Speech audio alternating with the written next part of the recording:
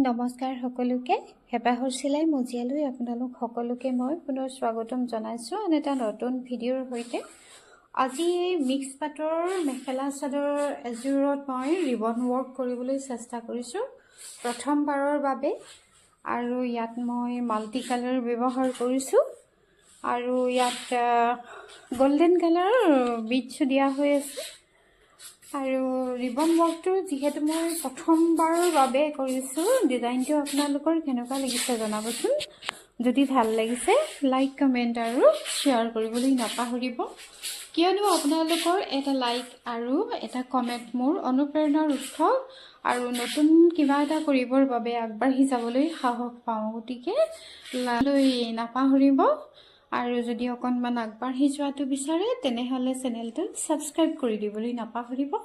লগতে মই ইনষ্টাগ্ৰামত নতুনকৈ খোলা একাউণ্টটো ফ'ল' কৰিবলৈ নাপাহৰিব।